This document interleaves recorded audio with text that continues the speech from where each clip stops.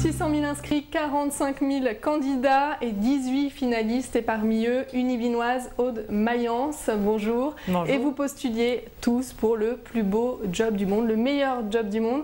Alors un mot, comment se décide-t-on à partir dans cette aventure, à la conquête de ce plus beau job du monde? Je rappelle, il y a 6 emplois, 6 mois en Australie à la clé. Oui, exactement. Moi, j'avais déjà le projet de partir en Australie. En fait, je voulais faire un visa vacances-travail d'1 an et partir fin juin. Donc, quand j'ai entendu l'annonce du concours du meilleur job du monde, évidemment, ça a fait tilt. Moi, ça m'a plu tout de suite puisque je voulais aller travailler chez les Australiens, en faire un photoreportage. Donc là, en plus, on me propose un job de rêve. C'est payé 100 000 $ pour 6 mois. Donc j'ai tout de suite dit oui. J'ai entendu l'annonce à la radio. J'ai fait ma vidéo de candidature et j'ai candidaté au poste d'aventurier dans l'Outback. Alors, ça a été lancé par l'Office de tourisme australien. Vous venez de parler de votre vidéo de candidature. Avant de parler de toute cette aventure, jusqu'à aujourd'hui, jusqu'à votre statut de finaliste, je vous propose de regarder cette vidéo et on en reparle juste après.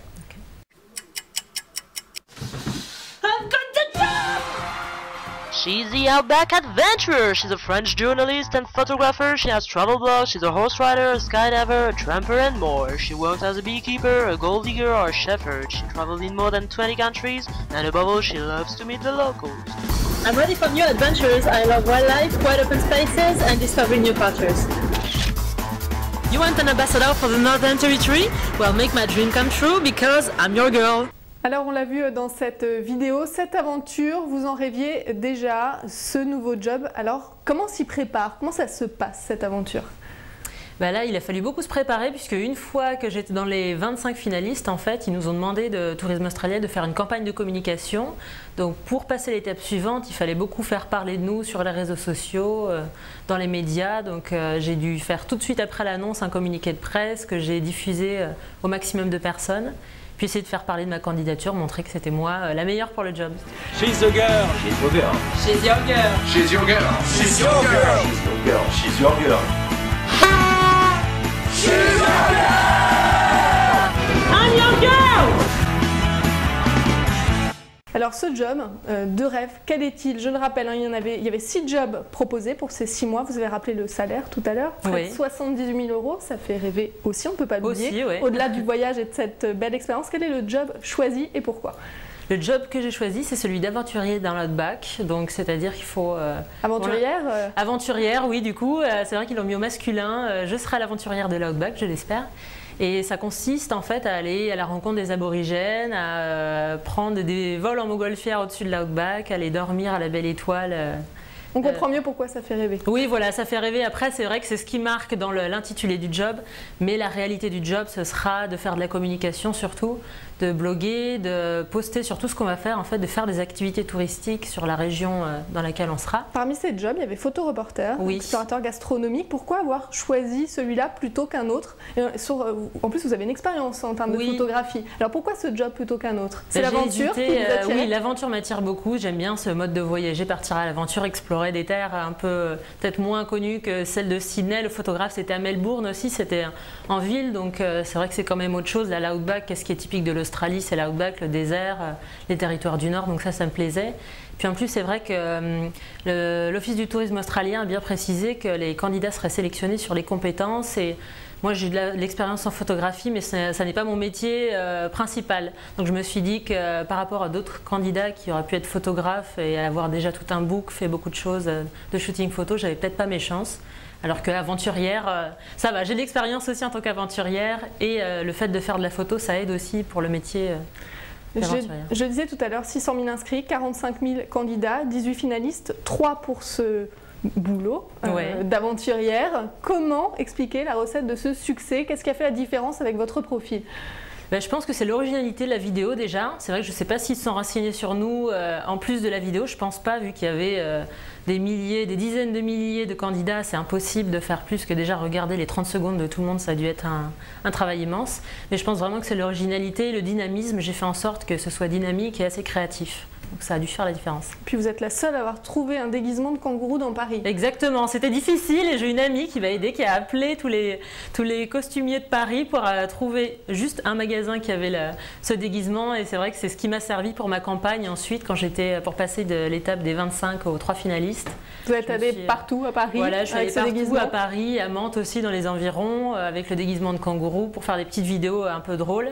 Ça fait la différence, ces vidéos, cette originalité dont vous parliez tout à l'heure? Oui, en fait, comme le but, c'était de faire le buzz aussi. Les petites vidéos marrantes, c'est sympa à partager. Les gens aiment bien, ils likent, ils partagent sur Facebook. Et je pense que ça a joué aussi sur le fait que j'ai eu pas mal de likes. Là, j'ai plus de 3000 likes sur ma page Aude Outback Adventurer. Et donc, je pense que ouais, ces petites vidéos, ça a aidé. Et ils ont dû se dire, pareil, que c'était original et que je faisais des efforts aussi. Puisque c'est vrai que c'est un temps fou de ce que j'allais dire, tourner les vidéos. Plein temps. Enfin, vous exactement. alimentez les réseaux sociaux, vous êtes très présente dans les médias avec des parrains de renom. C'est vraiment un plan de communication pour cette candidature. Oui, tout ça en 2 semaines. Donc c'est ça qui était difficile. C'est vrai qu'une fois l'annonce passée, que j'étais dans les 25, j'ai reçu le mail avec, il y avait 10 pièces jointes, une liste comme ça de choses à faire pour passer à l'étape suivante. J'étais un peu, le premier jour, j'ai pas dormi, j'ai pas mangé tellement il y avait de choses à faire. Je voyais pas par où commencer. Et c'est vrai que c'est surtout grâce à l'aide de mes amis, ma famille, qui ont œuvré, que ce soit pour m'aider à trouver des parrains ou faire pour moi aussi, me donner des adresses de journalistes pour que je puisse envoyer mon communiqué de presse, le montage des vidéos aussi, puisque ça prend des heures. On a passé vraiment les nuits, comme je travaillais la journée, j'y passais mes nuits et rebelote le lendemain. Comment ont-ils réagi, vos amis, votre famille, à se dire, voilà, Aude veut être aventurière? C'est vrai qu'ils savaient que je voulais partir en Australie, donc eux n'étaient pas très étonnés, ils s'attendaient aussi à mon départ. Mais là, ils étaient vraiment hyper contents. C'est vrai que personne ne s'attendait à ce que je sois dans les 25, moi y compris. Avec tous ces candidats, on se dit que c'est dur. Après l'étape des 25 aux 3, comme tout le monde s'est investi dans la campagne, ils étaient à fond, pour eux c'était sûr, j'avais fait le maximum donc j'allais être prise, mais ils ont été très émus aussi comme moi quand ils ont su que j'étais parmi les finalistes. Votre réaction d'ailleurs quand on sait qu'on n'est plus que 3? Ah bah moi j'ai pleuré tout de suite, là avec ma mère on était ensemble, donc c'est vrai que parce que c'était tellement, ça se rapproche, autant quand on est dans les 25 ou même au-delà dès le début, c'est tellement loin qu'on se dit bon ben... je l'ai pas, et si je l'ai pas, tant pis, il y avait plein de participants. Mais là, d'être dans les 3 derniers, on se dit vraiment, là j'ai ma chance, je vais peut-être l'avoir, ce job, et c'est ça qui est assez prenant, c'est très émouvant. Vous avez déjà décroché votre billet pour l'Australie, pour un entretien d'embauche. Est-ce qu'on réfléchit à cet entretien, on s'y prépare, et surtout, est-ce que l'on regarde le profil de ses concurrents? Oui, exactement, j'ai déjà regardé, puisque quand on était encore 25 en lice, même à partir de ce moment-là, il fallait regarder un peu ce que les autres faisaient pour voir si, à lui, il a fait une super télé, il faut que je fasse mieux si je veux me démarquer. Donc depuis le début, je suis un peu, évidemment là je me suis recentrée sur mes 2 concurrents qui sont un Irlandais et un Américain. Et oui, je continue à suivre ce qu'ils font pour voir. Là, je pense que je suis pas mal. Au niveau des médias et de la campagne, je continue à essayer de poster des choses régulièrement, mais c'est vrai qu'il faut surveiller puisque bon, on sera content de se voir, je pense, sur place, mais c'est vrai qu'il y a qu'un job. C'est déjà l'aventure en fait. Exactement, bah oui, tout ça, c'est vrai que j'aurais jamais fait. Là, je serais pas là si j'avais pas fait le best job. Donc j'ai appris plein de choses, j'ai rencontré plein de gens, aussi le fait que des inconnus me soutiennent.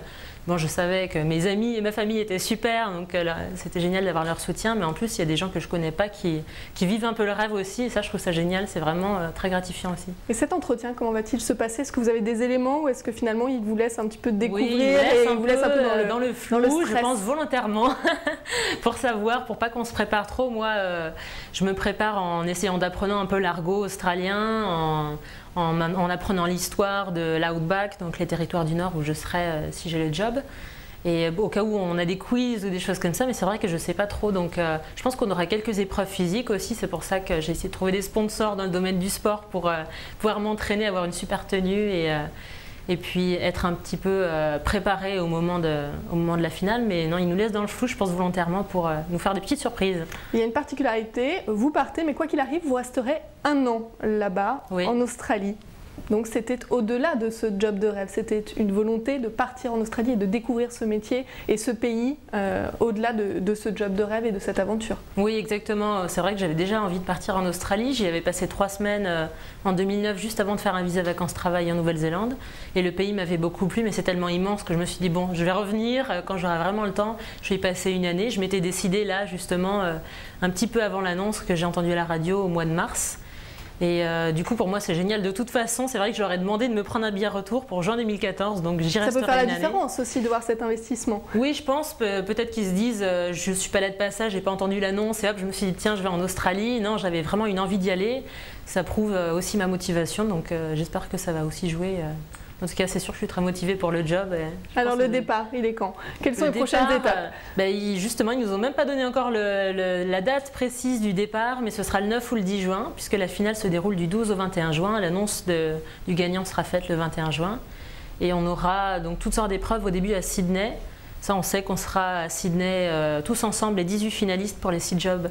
Et puis ensuite, on va se séparer chacun. On va partir avec nos 2 concurrents dans les régions d'attribution.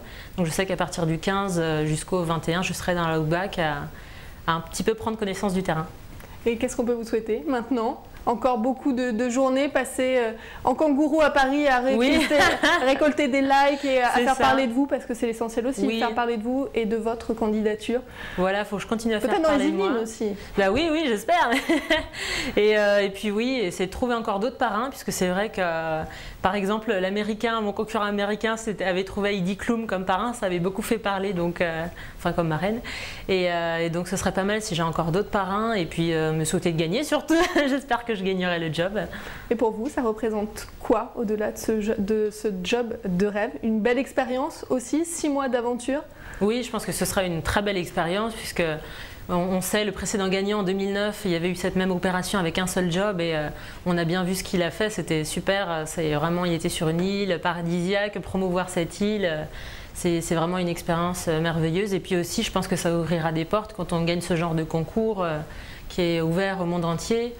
À mon avis, peut-être pourquoi pas trouver un job en Australie suite à ça, être dans le tourisme, changer de voie. Je pense que ça ouvre plein de possibilités, c'est ça qui me plaît aussi. On vous souhaite de devenir l'aventurière de cette opération. Merci beaucoup d'être venue nous en parler en plateau et on se retrouve pour la suite de Grand Angle.